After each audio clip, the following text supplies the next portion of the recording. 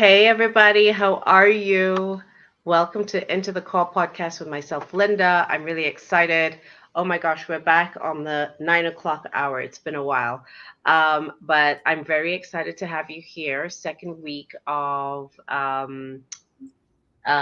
February of 2024. Oh my gosh, the months are moving so fast. I have an amazing guest, but before we get into our amazing guest, we got to get into the core. Into the core. Get into it.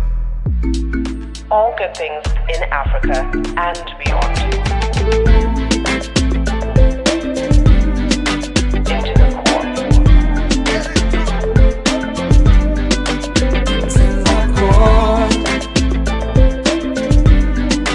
Into the core. Get into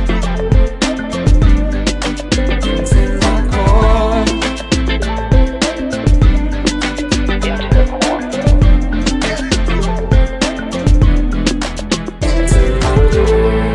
All good things in Africa and beyond.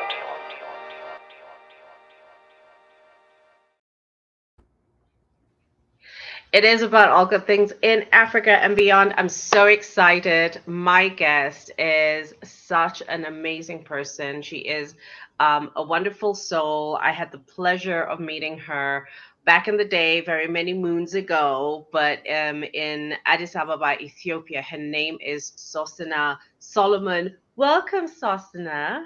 Hi, Linda. It's so good to see you. It is so. It's been a whirlwind since I last saw you. So happy to be here on your podcast. I know. Last time we were sitting in our beautiful Afro FM studio, and that was just, I just remember everybody buzzing about you, about what you're doing in Ethiopia, and that was absolutely fantastic. So Sosina has got first of all, she's an award-winning social documentary, film, and multimedia visual artist.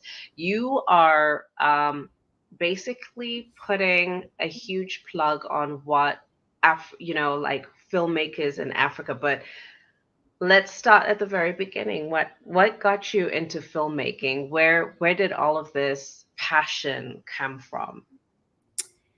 Yeah, it's a loaded question, but I feel really grateful because as an Ethiopian, Kenyan-born, Ethiopian American filmmaker, I mean, it's just a path that sort of found me. I've always been a creative person, but I think, like many immigrant families, my parents wanted me to be a lawyer, a doctor, or something like that. So I feel really grateful that I have been nurtured and had experiences that have inspired me to take on this path. But what really started it, I think, was my exposure to the process of like television production in high school. Like we had a television production studio where we would film the morning announcements. And when I saw the behind the scenes crew, with headphones and there was like, some of my friends that were women that were, behind these big cameras, I just thought that is the most powerful thing I've ever seen. And I want to be a part of that. And so it really planted a seed for me to investigate, but it still took a long time because, again, it's such a daunting idea that I can even take on or pursue this field of work. And so I later on made a film on sneaker culture in college, and that was really the precipice for the type of storytelling that I do now. So just seeing what the impact of telling people stories and in a community, like a small niche community, like all the sneakerheads in Philadelphia, was incredibly powerful and moved me. And I think that really generated the type of stories I kind of tell today. So I think that's pretty dope.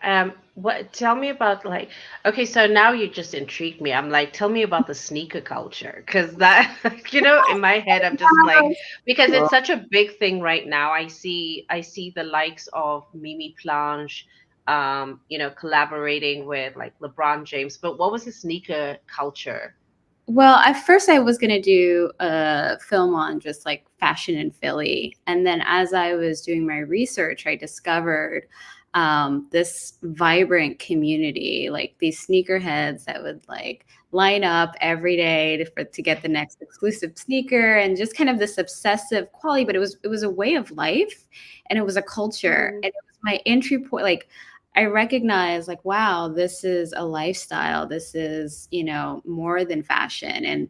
And so I documented, like some really major collectors in Philadelphia, and it was just mind blowing. So I think I began my ethos in terms of like thinking about specific communities and what makes them thrive, or what threatens, like all these questions, like, just, hyper analyzing. Is it, like, is this consumerism, like, so it was more than just fashion, and that Yeah. really kind of began my lens and how I wanted to tell documentaries and my interests. So it was really a colorful film. I don't even know where it is now, where it lives, but I got a small grant. But what was also so inspiring were the screenings. We screened them Mm. in these really amazing sneaker stores, and the whole community came out. Their friends. There's like 500-600 people at the premiere, Oh, and wow. parents came and they were like, "Who are all these people? Do you know these people?" And I'm like, "No, they just this is the crew, and they laughed at the film, they cried, and I was just like, wow, this is just what you can do with a camera. Like, it's just incredible, the impact, and people still talk about that screening and those memories. And so that really, and I used that film to get into grad school, which just kind of changed my trajectory altogether in terms of my filmmaking aesthetic and style. So just doing the work, but also, these stories were kind of just falling into my lap and Yeah. really me. So yeah. So once you got into grad school, like, because you said that like that kind of changed your trajectory. Like when you got into grad school, what was the one thing that, you know, also just elevated, changed your perception into what you're doing? Because you do short films, you've done your commercials, you've worked for nonprofits. Tell me a little bit about like the molding of Sosena, like now when you got into grad school, and what you know Yeah, I think so I came in knowing the type of stories, from that experience with the sneaker film. But aesthetically, I think what happened in grad school is I started to really build an aesthetic, and a style, like a shooting style. Because I mean, up until then, I didn't really film everything myself. I had a crew, like, I had other people working with me. But when I got into grad school, we had to film and edit and do everything ourselves. And yeah. so in that, I've discovered that I can shoot and I do have a good eye, and just all these things started to come out. All these had to break through some of those fears, and just discovering filmmakers that I never heard of in the documentary field. So the Maisels, I discovered cinema verte style filmmaking, which is like fly on the wall. Like, documentaries can be beautiful. They can be cinematic. They can be shot, in ways that are not your traditional, talking head styles. There's like poetry. So I discovered, I never knew these things because I didn't learn about filmmaking really before that. So, in this type of way. And so just doing a deep dive and practicing, I developed an aesthetic that really looks like my style, and people who, who know my work can kind of call that out as well. But I think I needed the space to experiment. I needed the space to be introduced to styles that inspired me. So. Oh, that's really cool. And so, once you got done with grad school and you graduated, what were some of your first projects that you got into? And then, yeah, let me before I load up all the questions on top of you. But yeah, so, um, Part of my thesis in grad school was the project that about, MERKATO. So it was, a really interesting experience. And I knew I wanted to film my thesis in Ethiopia. And it was like, there's no doubt if I'm going to use this platform to tell as many stories as I can back home, because there's just not enough. And there's not enough films that are done that I beautifully and that show kind of a more nuance. And so I already knew that that's how I was going to use this or my work. And so filming in Mercato, which is the largest open air market in Africa, Yeah. I just market culture everywhere I go. I just go to the markets because I feel like they represent, the people so well. Like you can get a sense of, a way of life, just kind of a language and mannerism. I mean, it's just this ecosystem that Mercato really represents. But then I noticed, the shifts in Mercato and how this open air kind of way of buying and this commerce is shifting. It's turning into like malls. I mean, there's kind of a threat, like a subtle threat. And that was really what pulled me into that narrative. It wasn't just like, let's make a film about a beautiful market, but it was more about like, how do we preserve the market? How do we preserve these stories that may not be here in a couple of time? And so that project, I mean, I worked on it for, like 4 years, it just kept evolving into different things beyond the documentary itself.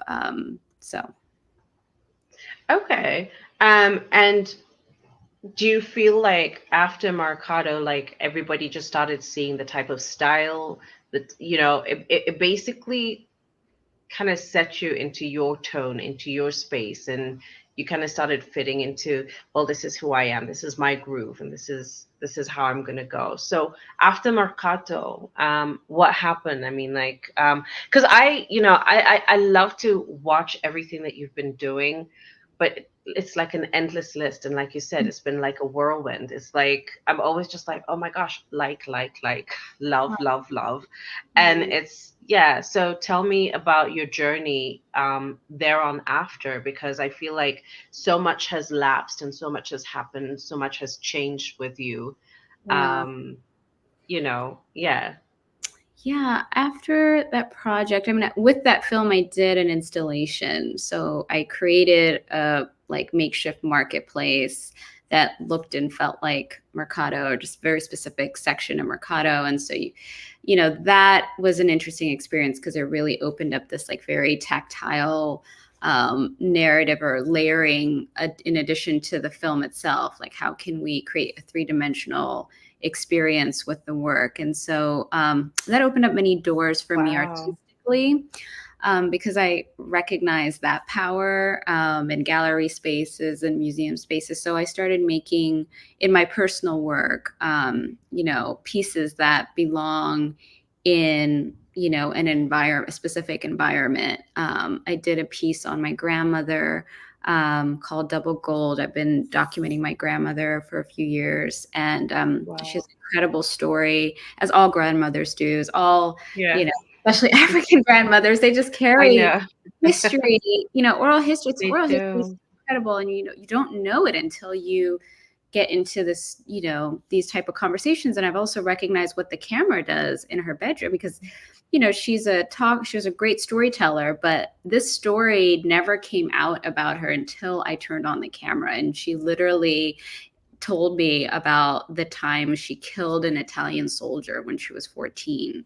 And like nobody knew. I mean, we knew she was in the war, but no one knew that she had this like moment that she's been holding on to that came out in the film. It was just incredible. That is so crazy. No.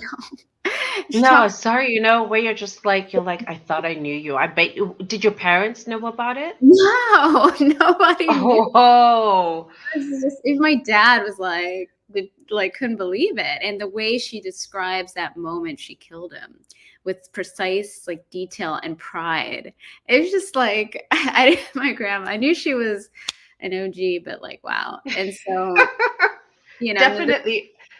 Yeah. Yeah, that just kind of seals the deal. You're like, I knew there was something about you. She's always had this like hardcore gangster mentality. Like she's never cried, never show emotion. She's a tough woman, but it's just so interesting to hear how she felt that defined her like woman, like, that was just kind of her resilience. And so that was interesting. So that was happening while we're drinking, like she's drinking, her rounds of bunna, coffee, ceremony, and she's talking about the story. And so I created like a dual channel installation where on one side one channel she's telling us the story, and then the other side there's a ceremony happening around her, and then building an extension of her bedroom with different items and props that relate to the narrative. And so it was just really inspiring to do something like that. That isn't your traditional like documentary, like theatrical experience. It's just more of a very intimate,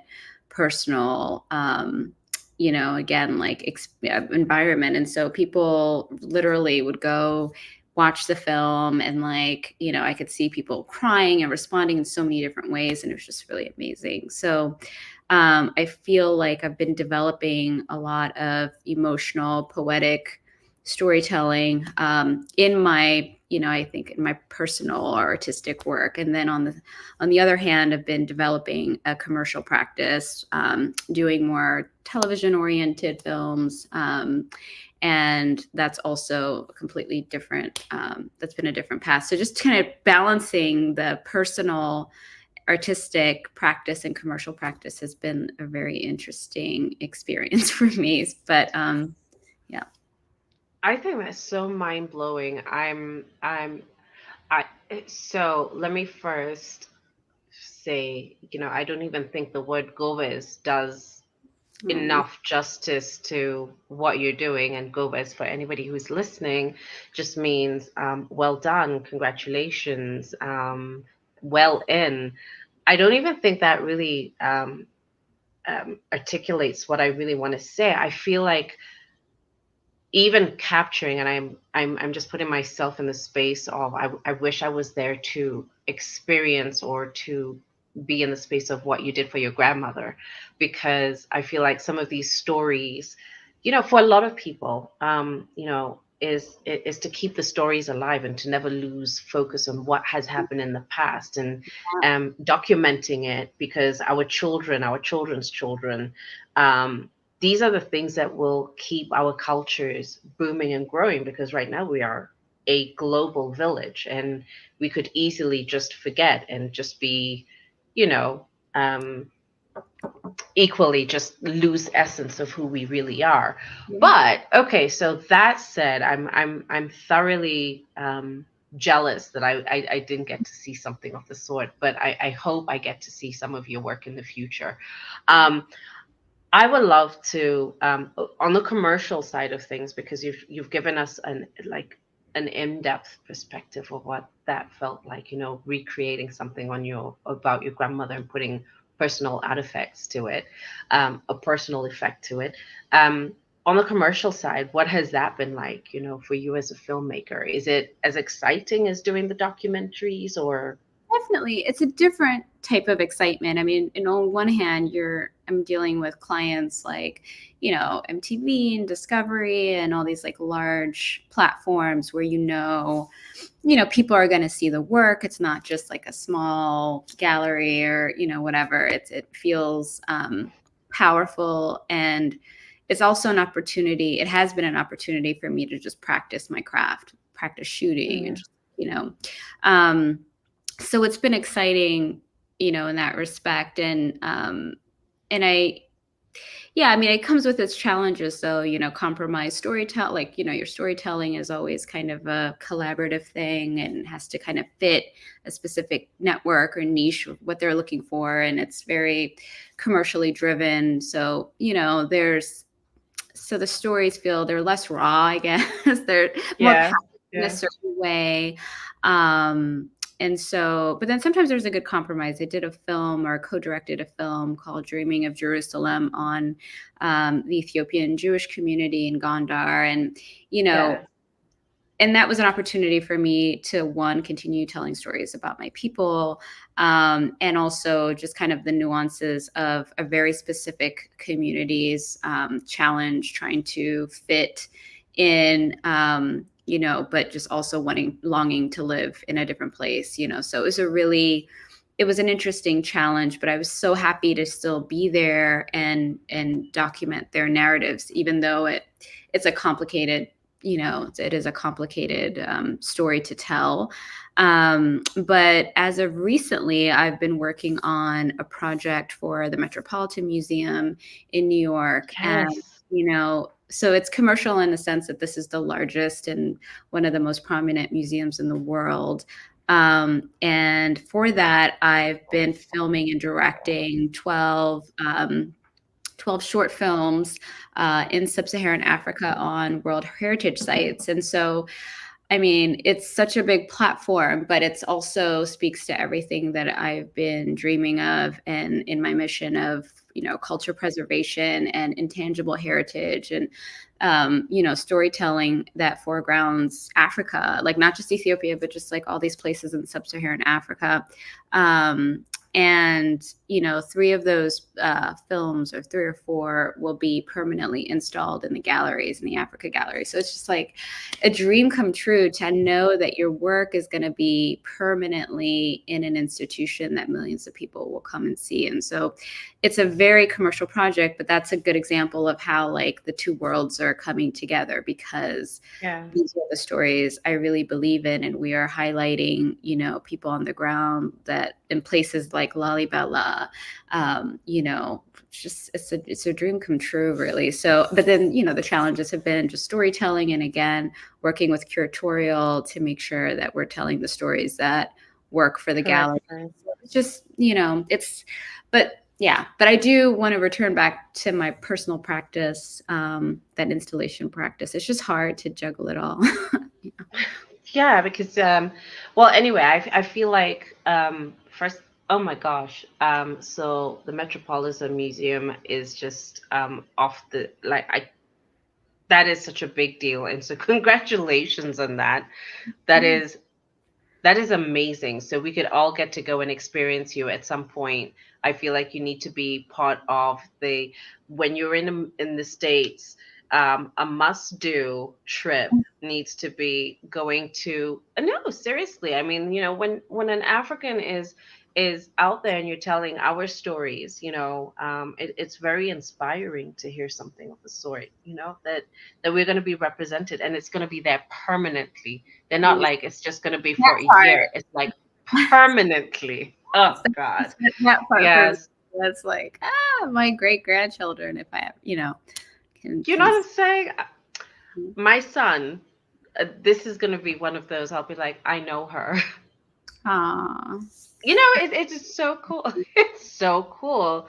I think I have a little tear in my eye because that's just so dope. I mean, I can't believe it. I'm like, I want in.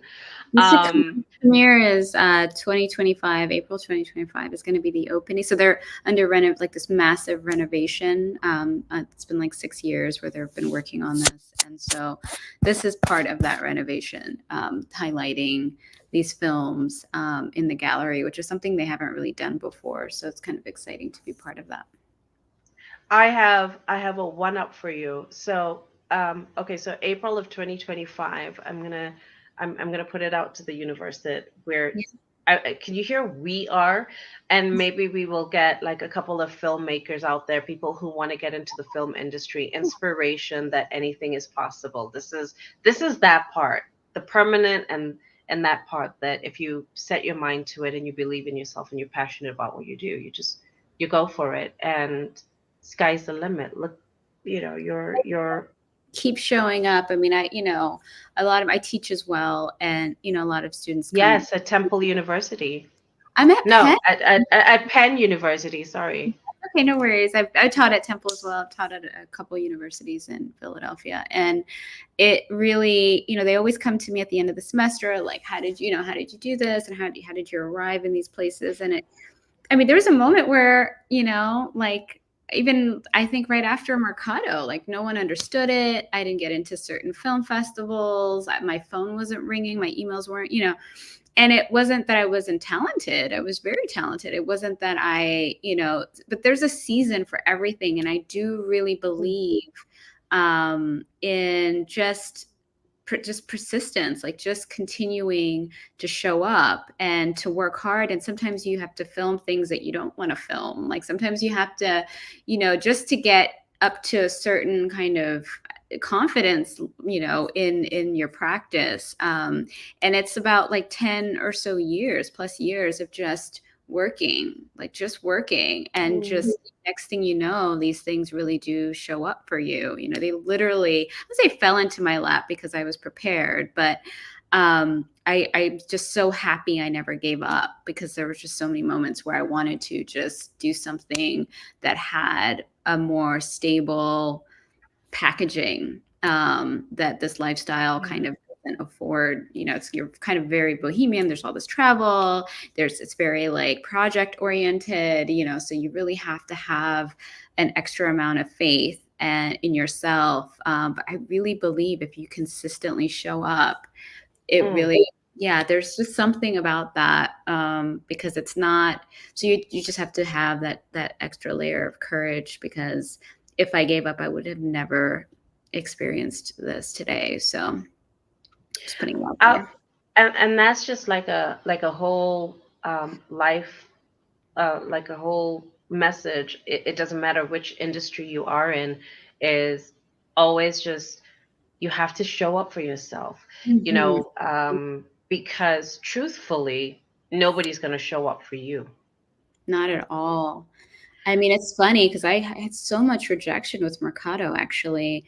And then like many years later, I'm doing a screening next month with someone asked me to screen Mercado at it's like crazy, because I didn't reject that project. I thought it was still, has its value today. And so I think it's really, really important, because trust me, there are moments where, and then I was teaching, and teaching really helped ground my practice so that I could just take a break and I wasn't just filming, so there were moments where I had to just like sustain myself through doing other things, but I never left the practice. And I think that's really important. That's super important. Tell me about like how you got into, like Sundance and Tribeca, and those are such amazing platforms, from where you're not being seen or heard because of Mercato, and you're thinking, oh my gosh, this is like you said, and nobody's calling you, to the point that you become an award-winning, you know, filmmaker, and you're now at all these awards. You're at the Met. Talk to me about like getting into Sundance and Tribeca. Well, Yeah. I feel like filmmaking, at least, it's a very collaborative process.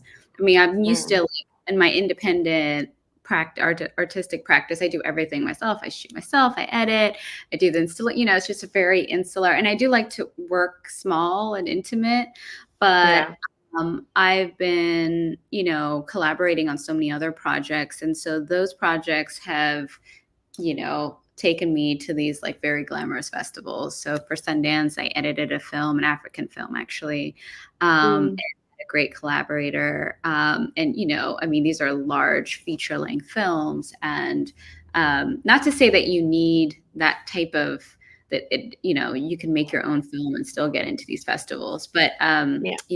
these are all collaborative efforts. And so, but it's really nice, though, to work with talented people and that have their own expertise. And it's like, really, when you find the right editor, when you find the right DP, it really just elevates everything. And just so Yeah. it's just really inspiring. And even with this Met project, I'm directing and shooting. But I'm working with these fabulous editors, and like it's just so nice to let someone do their thing, and really, and folks that really understand your vision. It's brilliant. So I'm hoping to do more of that, because it's just, it definitely elevates the work sometimes. That is no, I mean like I believe in that. And one of my key words is so you've touched on a couple of things that I feel like in my season right now I'm also going through. Um so I've had moments where people have said no to me, but I always say that every time somebody says no to me, I'm so much closer to my yeses. And so it also helps you sieve out, like, sometimes if people don't understand you, it's cool, but Yeah. sometimes you're like um it makes it so much better. It's actually appreciative because it's very honest to have a no versus a yes. Because when you get the yes, you're like, oh man, I appreciate this moment. Yeah. But there's one thing that you mentioned about the, being seen because of collaborations. I believe in collaborations beyond anything and everything. Yeah. Mm. I'm trying to see where I was going with this question, but it's because, well, no, I think I'm just um, agreeing with you at this point. Is that collaborations are just a huge thing, and especially where people understand and you all see each other's visions, and you allow people to do what they're passionate about, as Yeah. well as they appreciate also what you are bringing to the table. So it doesn't become an I factor. It becomes a this is what we're doing. It's a huge understanding of something that's bigger, greater than, yeah. Yeah. Anyway, No, I agree. talk to me about right now in terms of Africa and filmmaking. Um, is there what do you okay, so because you're based in the States, but you work a lot with and you collaborate also with other African filmmakers. Talk to me a little bit about what you would love to see for the African film industry. Yeah, it's a really good question because I feel like I can sense the trends, but I don't really know like what's going on. You have all these Nollywood, you have all these different industries in Ethiopia. Um, and it's a business, right? Filmmaking is a business, and I love to see it generate, jobs and income. And um, especially I could speak to the Ethiopian film industry. There's festivals. There's like it's just Yeah. become something that it's an artistry when people are really. But then it's also like I'll never forget when I was filming Mercado, and I was looking for I think it was what was I looking for a gimbal? No, not a gimbal. A drone. I don't know. I was just talking to people in different production companies because I needed equipment and things like that. And I remember speaking to a director in a fiction who works in fiction, and he told me, Yeah. a lot of he's like, you should, start writing because a lot of our films are basically we get films from Bollywood and we just retell those stories in our language. Like we just basically copy scripts and we don't, and I just could not believe, I'm like, am I dreaming? Did he just say that? He was just like, we're not, we have all the stories, but no one is writing them. Like, we are, and I don't know how true that is today. This was 10 years ago, but I just feel like there is this kind of, kind of fast, it's almost like fast food. It's just like very quick filmmaking, you just kind Uh, of, ch- yeah, just churning out to churn up to get the money to.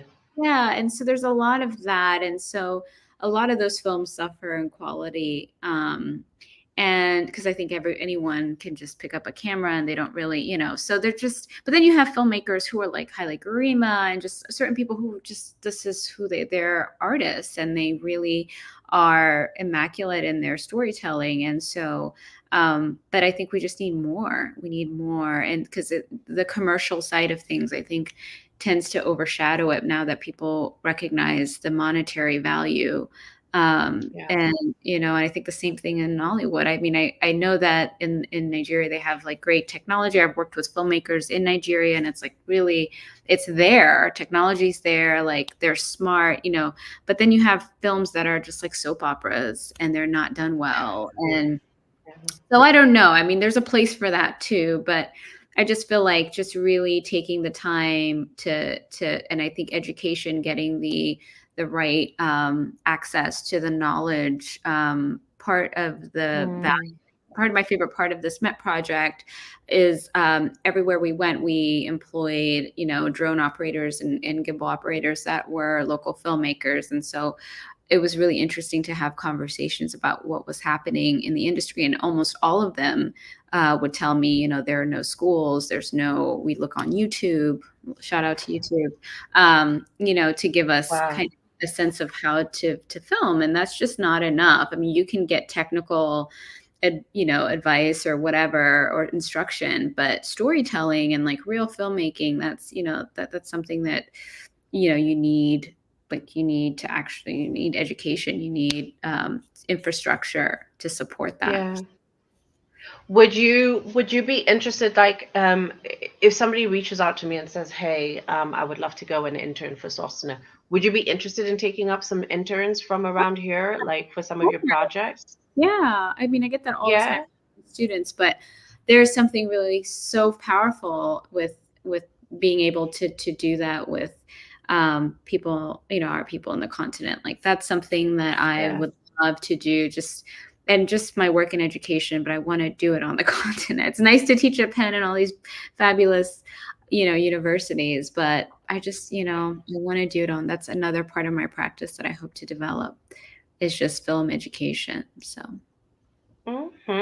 You have my mind churning. So, I'm in my head, I'm like, okay, so 2025, this is what I would love to see, is to come up with like maybe five filmmakers, maybe one from South, one from North, East, West, you know what I mean? And we get these young enthusiasts who really want to come in and be inspired and really um expand their minds and maybe intern with different houses that we could discuss that. But anyway, for me, sky's the limit. I'm like, all right, so 2025, if I'm showing up, I'm showing up like six deep, inclusive of my son.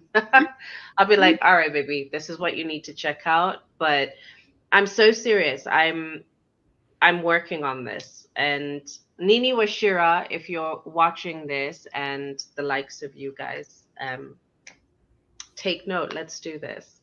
Are there any filmmakers in Africa that you absolutely love? And yeah, are there, or let's not just be exclusive to Africa, but are there, who are your top five filmmakers Ooh, that you are? I know. we have African filmmakers. No, let it be just across the board, because I feel like sometimes. Yeah.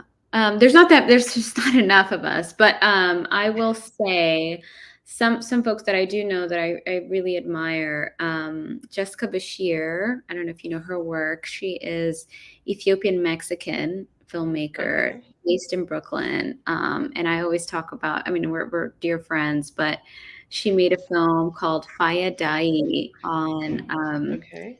took her 10 years to make this masterpiece. And it's a film about the chat industry in Harar. Oh, Um, wow. I know you wouldn't expect it to be, but she managed to make something so poetic, so beautiful. I mean, it's one of my favorite films ever. And I just love her. And I think she is just so brilliant. So she's my number one. I just love her right Okay. in this moment. I think she's just a beautiful human being, and her work is so strong. I will also mention another friend, because I love my friends, Yared Zelika, who you might know. He did Lamb. He's also a very talented Ethiopian filmmaker. Not sure what he's up to today, but I always think of his work as just, I mean, the artistry and just highlighting Ethiopian culture, but also really beautiful writing. He's a great writer. Yeah.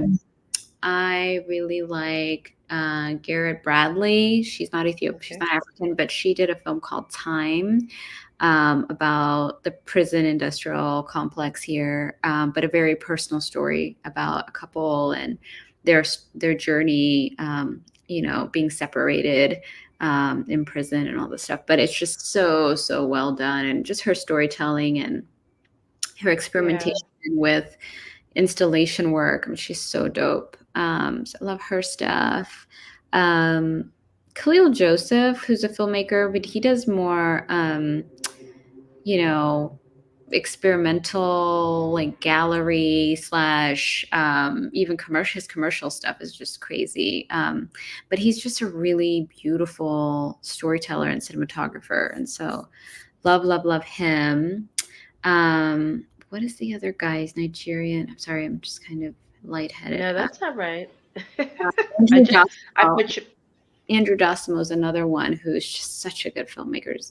Oh my God, he did Mother of George, and he just did this commercial for the Super Bowl, and it's so brilliant. It's like in a Ghanaian market, and you have these like football players like throwing and catching. He's just like a brilliant director, photographer, and filmmaker. He's just amazing. So love What's him. his name? Andrew Dossimo. Okay. This film called Mother of George. It's brilliant, brilliant, brilliant. And Okay. he, among others, but that's like one of my favorite films. I always show it in my classroom. I love Um, that. yeah. Hmm. Did I give you five? I don't You've know. given me five. I'm like, okay, so there's Jessica Bashir, there's Yared Zaleke, there's Garrett Bradley, Yeah, Khalil Joseph, and Andrew Dasimo. yeah. Those are killers. I mean, there's more, but those are my. And they're just, yeah. I mean, there's also like, the famous guys. Everyone loves Spike Lee and all these other people, but like, yeah, independent filmmakers are my favorite. No, I love it. I mean, I feel like when you have a top five, there's always a beautiful reference point, and there is my top five who I will be bringing to your premiere in 2025. I hope my top five meet your top five. No, I so appreciate your time. I think you're doing such a fabulous job.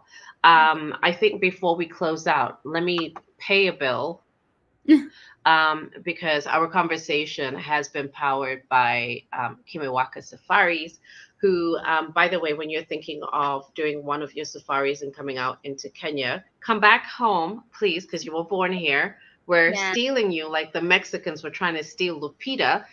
All right. So we're claiming you also. But let me pay a bill, and then let me also inspire you to come back home to Kenya. Let's do this. Yeah.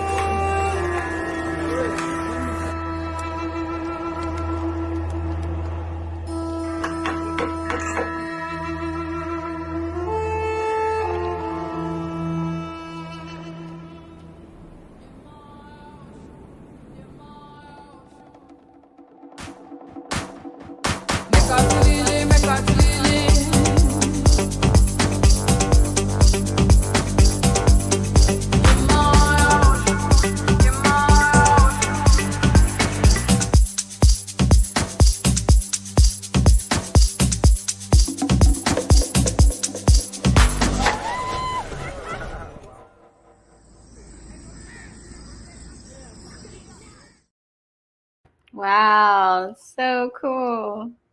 Right? Yeah.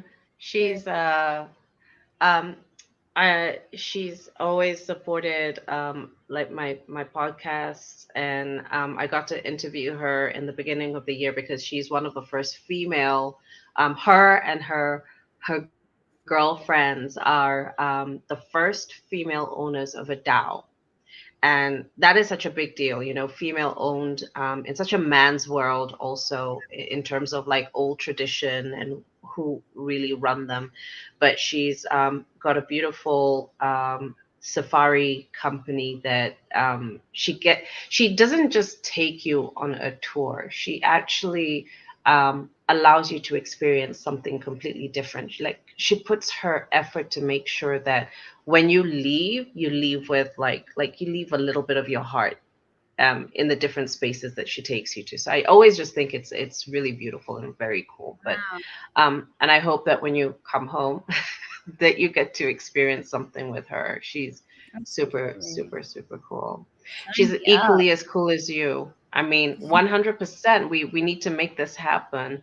But I really, I so appreciate your time, Sosena, and I know that you've got quite a bit of stuff going on. Congratulations on the Metropolitan Museum of Art. That the fact that you're going to be showing your works, your life's work, or this work that you're going to be putting in there is there for the rest of our lives. We will tell stories because of you, and people will be able to see what has happened, what had happened because of you, and that is such a huge feat. I don't care what anybody says, but you're one of the dopest human beings that I know. You're so cool. I Thank you. love it. You've inspired me. I'm just like the fact that Aw. you kept saying, just show up. You got to show up for yourself. That is so dope. You're such an amazing human being. And please pass my love to your mom and your dad. They really welcomed me into your home. I will Aw. never forget that lunch because it was so beautiful. Aw. Um, Thank you. yeah, so pass my love to them. And please let us know how we can always support you. I'll definitely keep it in mind for 2025 what you're doing, and hopefully we get to come out there and we get to witness you just doing this amazing thing. It's just super proud moments. This is why I started my podcast, was to be inspired and to inspire someone. So I hope you guys are inspired by Sosina Solomon, the amazing, the most talented. Thank I'm you. a Saganello. Amen. Thank you. See you later. Bye. Thank you. Ciao. Bye. Guys, we will see you later. Make sure you tune in, subscribe. More of this beautiful content coming your way, and we just super appreciate you. Um, if you want to share this story with your friends, with your family, make sure you go into our YouTube channel, into the Core Podcast with Linda. I'm so appreciative, whether it's one or two people. My time is always just, I appreciate it. This is so blessed. Thank you, my love. Thank you. And we'll speak soon. Ciao.